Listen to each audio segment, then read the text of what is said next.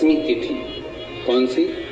श्रावण के महीने की 10वीं तिथि, एकादशी के एक दिन पहले श्रावण महीने की 10वीं तिथि को शमी के पत्ते को, चाहे 21 हो, 11 हो, 51 हो, उसको शहद में डुबोकर शंकर भगवान के शिवलिंग पर उसको श्रृंगार करो। केवल चढ़ाना नहीं है, जब शहद में डूब जाएगा तो वो चिपक जाएगा।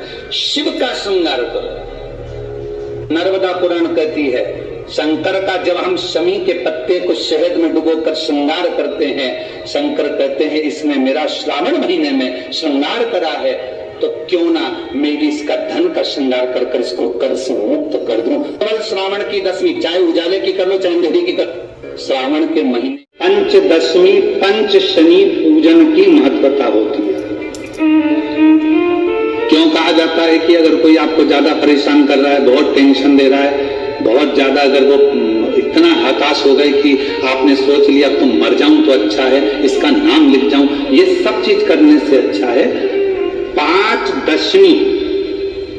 दशमी जानते हो? 5 दशमी, कोई सी भी 5 दशमी आप चुन लीजिए, परंतु वो दशमी अमावस्या के पहले वाली नहीं होना चाहिए, वो पूर्णिमा के पहले वाली दशमी। 5 कोई सी भी दशमी पर शमी के वृक्ष के नीचे जाइए, घी का दीपक लगाइए, शुद्ध जल तांबे के पात्र में लेकर जाकर अर्पित करिए। पहले दीप जलाना, उसके बाद शमी के पौधे में जल डालना और पौधे उस वृक्ष के नीचे बैठकर जल चढ़ाकर वहीं पर एक चावल का दाना समर्पित कर कर बाबा से प्रार्थना करना कि बाबा मुझे बहुत कष्ट है, ये मेरा एक तकलीफ मुझे दे रहा है, बस आप मेरी तकलीफ को दूर करना। शिव की ऐसी कृपा होगी। 5 शमी पूजन, जब विजय दशमी के भाव से दशमी आपके यहाँ पर भी पूजन होती, विजयदशमी का हमारे यहाँ शमी के पत्र की बड़ी पूजन का महत्व है।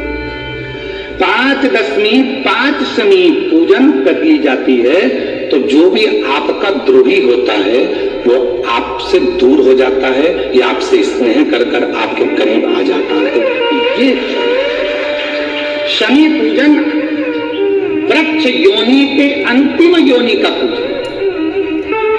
सारे वृक्षों पर पत्थर पड़ जाते हैं, पर शमी के पौधे पर पत्थर किस लिए हम मारेगा? कौन मारेगा? उसमें तो कांटे लगे रहते हैं, कौन मारेगा उसको? क्या कांटा झड़ाएगा? पत्थर मारेगा? नहीं।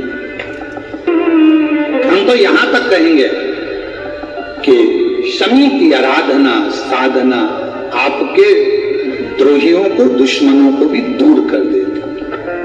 और मेरी जीजियों, मेरे जीजाओं, मेरी बेटियों, बेटाओं, मेरी माताओं, मेरे बुजुर्ग माता पिता स्मरण करें, जब जब यदि आपका हृदय दुखे, मन दुखे, तो एक शमी की पत्ती को शंकर के शिवलिंग पर जरूर चढ़ाएं, सारे दुख अपने आप समाप्त होना प्रारंभ।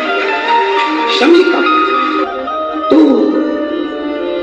कोई कहे क्या वृक्षों में, पौधों में, पत्तियों में भी क्या, ये वृक्षों के अंदर भी क्या जीव होता है?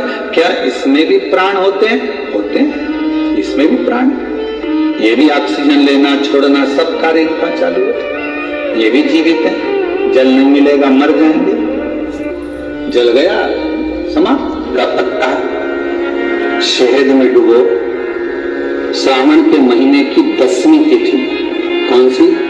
श्रावण के महीने की 10वीं तिथि, एकादशी के एक दिन पहले श्रावण महीने की 10वीं तिथि को शमी के पत्ते को, चाहे 21 हो, 11 हो, 51 हो, उसको शहद में डुबोकर शंकर भगवान के शिवलिंग पर उसको श्रृंगार करो।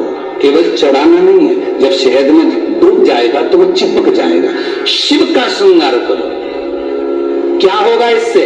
तो लिंग पुराण कहती है, नर्मदा पुराण कहती है, शंकर का जब हम शमी के पत्ते को शहद में डुबोकर श्रृंगार करते हैं, शंकर कहते हैं इसने मेरा श्रावण महीने में श्रृंगार करा है, तो क्यों ना मेरी इसका धन का श्रृंगार कर कर इसको कर से मुक्त कर दूं, तब कर जा चुका, तब कर इससे मुक्ति होगी। ये केवल श्रावण के महीने में किया जाता है, इसके सिवा कहीं कोई। शमी की पत्ती देखिए आप लोगों ने, जम के तो बोले जरा, देखिए मंदार पुष्प भी देखा हुआ है।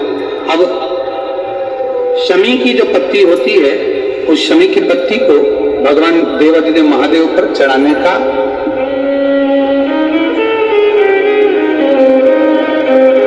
शमी की पत्ती जो होती है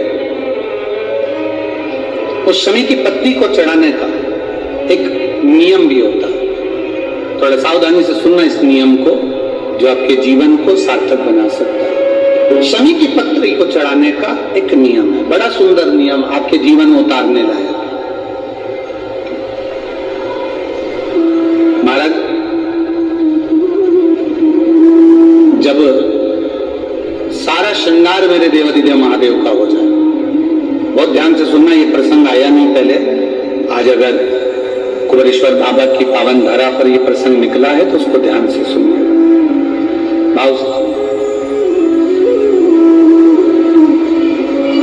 पत्ती, शमी की जो पत्ती होती है, उस शमी की पत्ती को कब, कैसे और कहां चढ़ाना चाहिए, और शमी की पत्ती का फल क्या होता है वो भी अभी हम समझ लें उसको। शमी की पत्ती,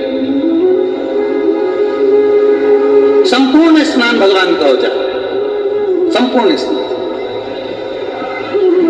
आप समझे उसको जैसे